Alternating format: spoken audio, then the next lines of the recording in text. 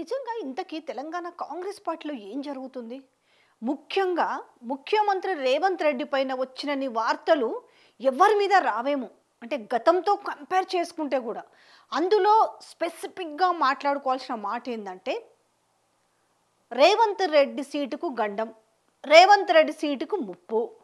త్వరలోనే రేవంత్ రెడ్డిని మార్చబోతున్నారు. So Meenakshi secret survey. So ఇవన్నీ నేను చెప్తున్న మాటలే కాదు. ఏకంగా ముఖ్యమంత్రి రేవంత్ రెడ్డి అనుంగు పత్రికలలో వస్తున్న వార్త కూడా. అంటే ఇప్పుడు నేను చెప్పబోయే వార్త ఏదైతే ఉందో, ఆయన అనుంగు పత్రిక ఆయన గురువుకి అనుంగు పత్రిక అయిన ఈనాడులో వచ్చింది. అయితే కాకపోతే ఈ వార్తను తీసుకుపోయి ఎక్కడో ఒక చిన్న 14వ పేజీలో ఒక చిన్న కాలం వేశారు. ఎవరు? గోప్యంగా మీనాక్షి నటరాజన్ సర్వే చేసింది అనేసి 6 గ్యారంటీలకు సంబంధించి అసలు ప్రజలు ఏమనుకుంటున్నారు అనేసి ఆమె మాలుమూల ప్రాంతానికి ఆదిలాబాద్ జిల్లా ఇంద్రవెల్లి మండలానికి పోయేసి అక్కడ గిరిజనులతో ఆమె తాపీగా కూర్చొని ఒక చర్చాగోష్ఠి పెట్టింది. అసలు ఏంది పరిస్థితి, ఎట్లున్నారు, మీకు ఈ కాంగ్రెస్ పార్టీ ప్రభుత్వం ఇచ్చిన 6 గ్యారంటీలు ఏవైతే ఉన్నాయో కనీసం వాళ్ళు చెప్తున్న మీకు సంక్షేమ పథకాలైనా అందుతున్నాయా లేవా, అసలు రేవంత్ రెడ్డి గురించి ఏమనుకుంటున్నారు అనేది ఆమె చాలా చక్కగా కూర్చొని వాళ్ళతో ముచ్చటించింది.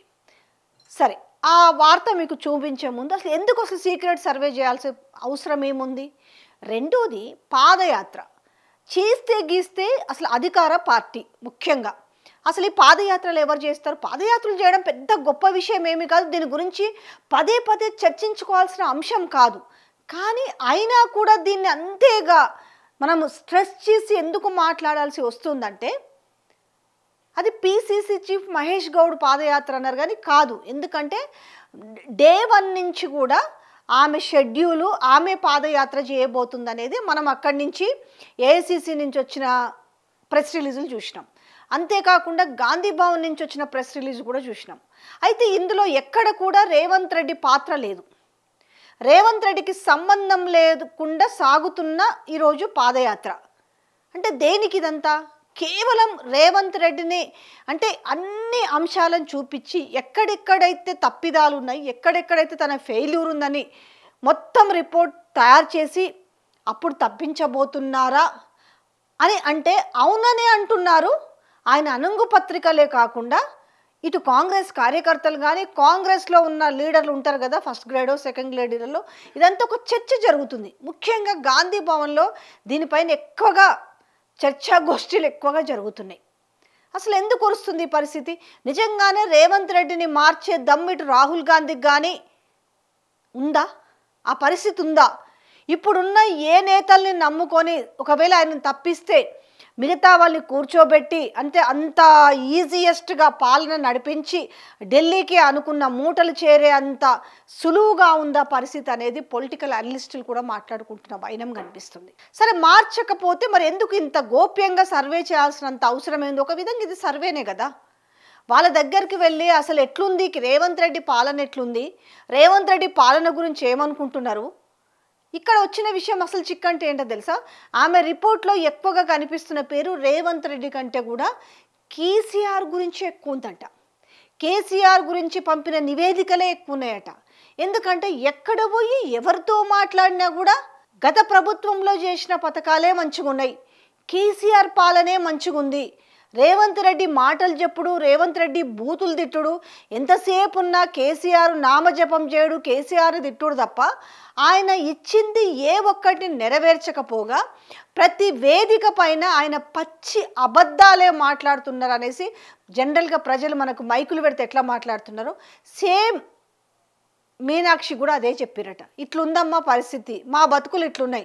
పైకి మాత్రం రేషన్ కార్డుల గురించి గొప్పగా చెప్తారు, పైకి మాత్రం రుణమాఫీ గురించి గొప్పగా చెప్తున్నారు, పైకి మాత్రం రైతు భరోసా గురించి గొప్పగా చెప్తున్నారు.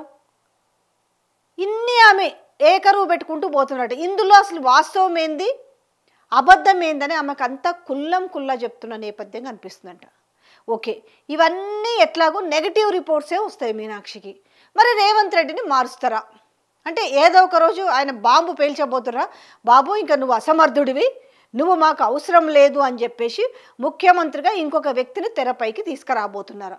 సరే ఒకసారి చూద్దాం. అంటే ఈనాడులో మ్యాక్సిమం అంతే కదా, అది వాళ్ళ అనుంగు పత్రికనే. దాన్ని తీసుకెళ్ళి 14వ పేజీలో ఒక మూలన ఒక చిన్న వార్త ఈరోజు అందరినీ ఆకట్టుకుంటుంది. చూద్దాం అది కూడా.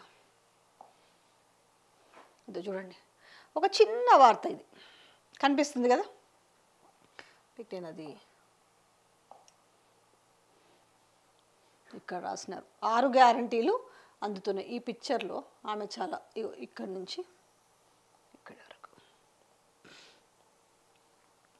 సో ఈ వార్త సారాంశాన్ని కూడా చూద్దాం. తాజా అని పెట్టేసి రాసిరు కదా. ఏది సమాక పంచాయతీ కేంద్రంలో సమస్యలు తెలుసుకుంటున్న మీనాక్షి నటరాజన్.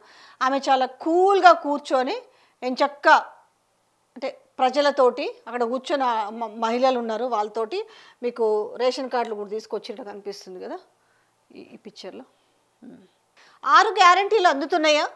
కాంగ్రెస్ రాష్ట్ర ఇన్ఛార్జి మీనాక్షి నటరాజన్ ఆమె ఆరా తీస్తుంది అనేసి వాళ్ళు చేసింది. ఇక ఎక్కడ ఇది? ఆదిలాబాద్ జిల్లా ఇంద్రవెల్లి మండలంలో గోప్యంగా పర్యటన.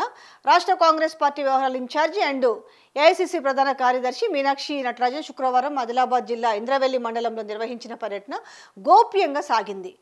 ఆదిలాబాద్ నుంచి నేరుగా ఇంద్రవెల్లి మండలంలోని సమాక పంచాయతీ కేంద్రానికి చేరుకున్న ఆమె అక్కడున్న ఆదివాసీ గిరిజన మహిళలతో మాట్లాడారు. ప్రభుత్వ సంక్షేమం పథకాలపై ఆరా తీసిండ్రు. ప్రధానంగా 6 గ్యారంటీ పథకాలు అందుతున్నాయా అని ఆమె అడిగి తెలుసుకున్నాను.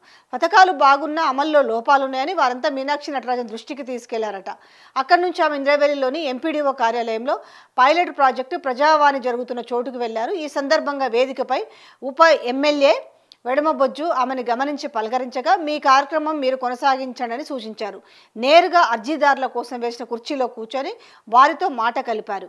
ఏ సమస్యలపై దరఖాస్తులు ఇస్తున్నారో గమనించారు.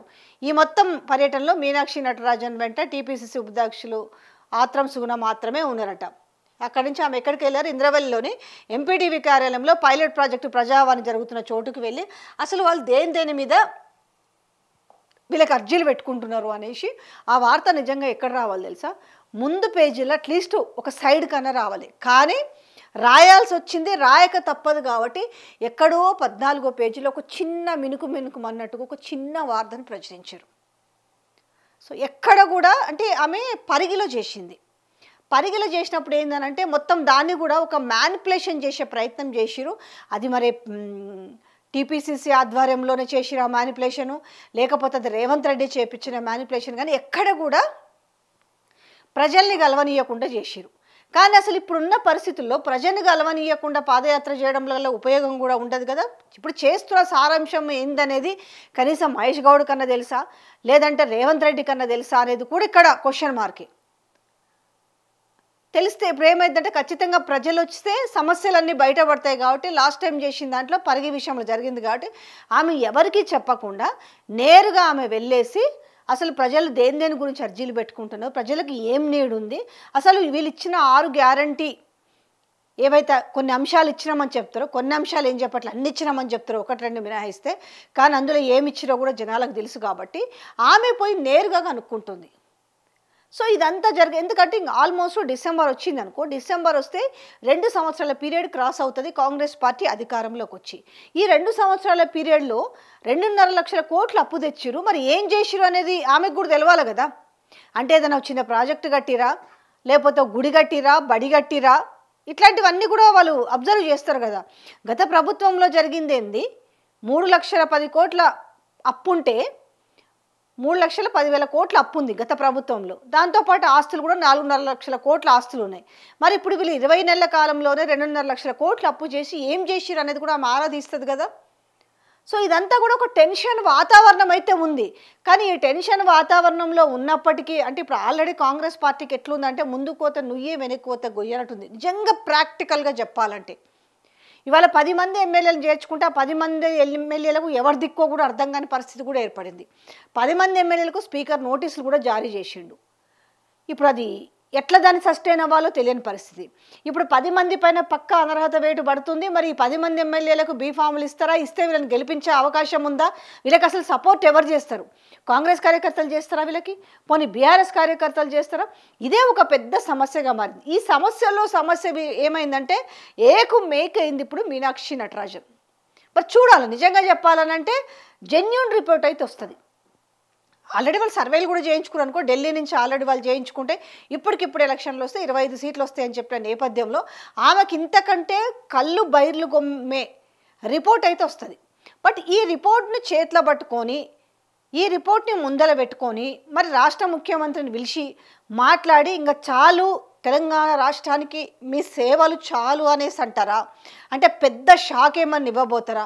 లేదు ఇదంతా రేవంత్ రెడ్డి ఊహించినట్టుగానే జరుగుతుందా? ఉన్నన్ని రోజులు నేను ఉంటా, నా శాయశక్తిలో ప్రయత్నిస్తాను, నేను చెప్పే అబద్ధాలు చెప్తాను, నమ్మితే నమ్ముతారు లేకపోతే లేదనే చందంగానే ముందుకు సాగిస్తాడా? అంటే రోజుకొక వార్త ఆయన మీద, దేశంలోనే ఆయన మీద ఉన్న క్రిమినల్ కేసులు ఎవరి మీద లేవనేసి ఆ రిపోర్ట్ ఒకటి బయటకు వచ్చింది.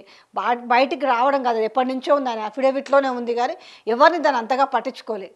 అసలు ఈరోజు గూగుల్లో రేవంత్ రెడ్డి అఫిడవిట్ అని కొడితే ఆయన మీద ఎన్ని క్రిమినల్ కేసులు ఉన్నాయి, ఎన్ని చీటింగ్ కేసులు ఉన్నాయి కూడా బయటకు వస్తాయి. వాస్తవానికి అది పెద్ద విషయం కూడా కాదు, కానీ ఇవన్నీ కూడా డోంట్ కేర్ అనుకున్నాడు. ఎందుకంటే ఒక ఓటుకు నోటు కోర్సులోనే రెడీ హ్యాండెడ్గా పట్టుకున్నా కూడా రాష్ట్ర ప్రజలు నిజంగానే ఆమోదించిర్రు అనంటే ఆమోదించిరా లేకపోతే బలవంతంగా నెట్టిరా అనేది రానున్న రోజుల్లో ఆబ్వియస్లీగా తెలుస్తాయి.